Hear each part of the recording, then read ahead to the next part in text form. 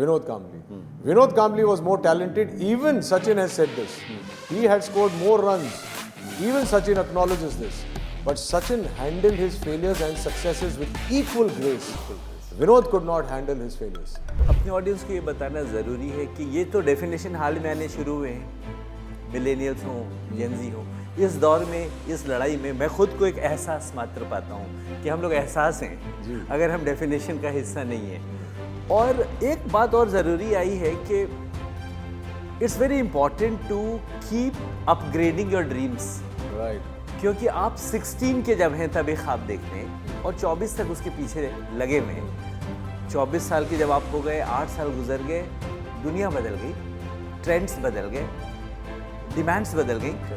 अगर आप अब तक अचीव नहीं कर पाए फिर भी उसी सपने के पीछे जो अब थोड़ा स्टेल पड़ रहा है पड़े में, लेकिन अगर आप ओपन हैं, जो री इन्वेंशन की बात मैंने की, अगर आप ओपन हैं Reinvent your dreams. Reinvent your dreams, Why not? Upgrade your dreams, why not. और हम लोग क्यों एक खांचे में रहे, नहीं तो गवर्नमेंट जॉब कर लेते। Life doesn't have any boundaries.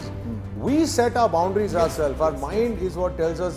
I have fallen prey to it. मुझे पहले, चूंकि मैं एक छोटे शहर का हूँ, मुझ में कभी वो कॉन्फिडेंस था ही नहीं कि अगर मैं 2-4 बड़े स्टार्स के साथ बैठा हूँ, मुझे लगता था यार मैं तो कुछ भी नहीं हूँ।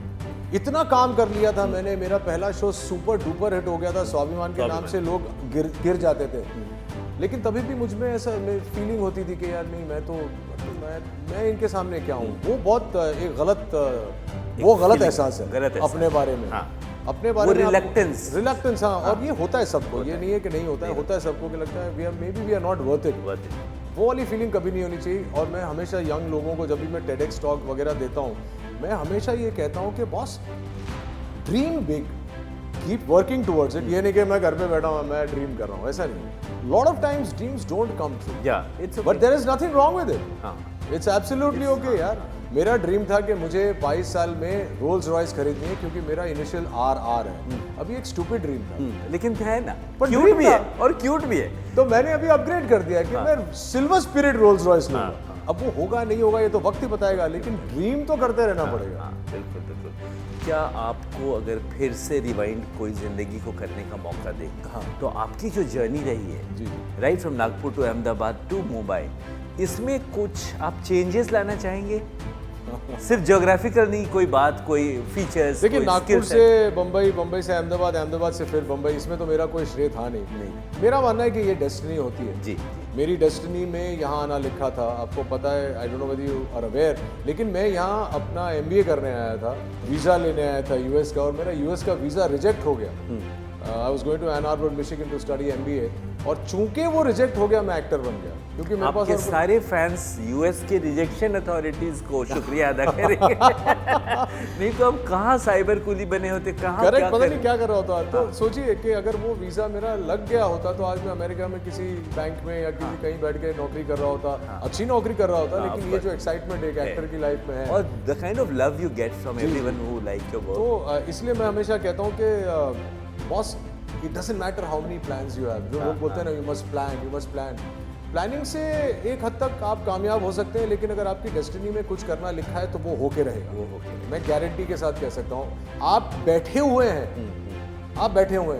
कि मुझे ये करना है, अगर वो नहीं होने वाली होगी बात, वो नहीं होगी, लेकिन आपकी किस्मत में जो लिखा है वो होके रहेगा।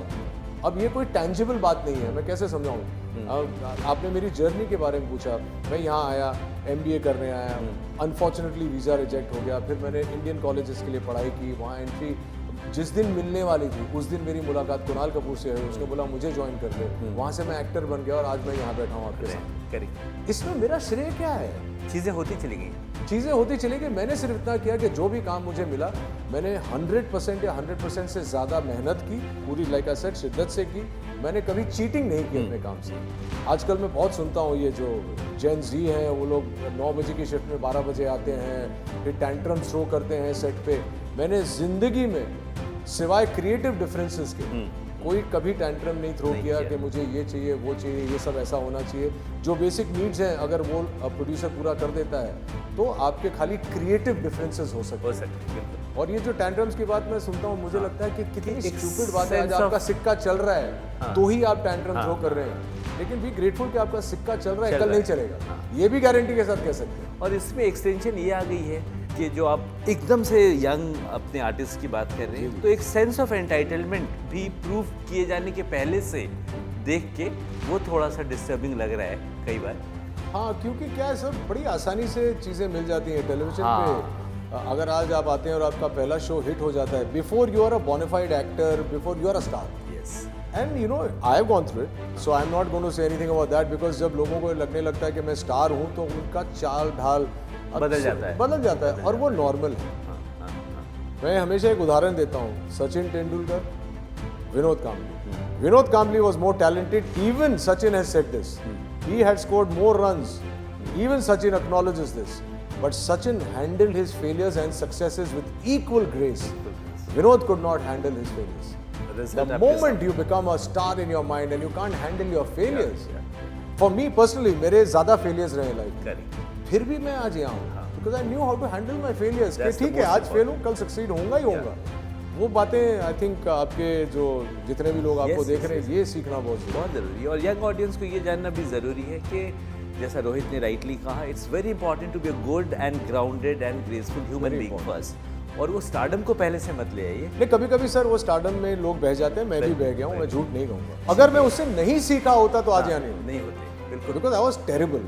क्योंकि एक छोटे शहर का आदमी आया है, आते साथ ही आई क्लाइट्स के सामने जहाँ देखो स्वाभिमान ऋषभ मल्होत्रा, स्वाभिमान. आज भी 32 सालों को इस शो को, आज भी लोग सोशल मीडिया के द्वारा मुझे पता चलता है कितने प्रेरित हैं, बिल्कुल। और मैसेजेस पढ़ के. लेकिन 4-4.5 साल की सक्सेस में मैं पागल हुआ था, और मैं इस बात को मानता हूँ ऑन कैमरा में, हर जगह मैं मानता हूँ. लेकिन उससे संभला, वो समेटने और बिखरने की बात आपने बिगिनिंग में की थी, उसमें से मैंने अपने आप को समेटा और संभाल लिया.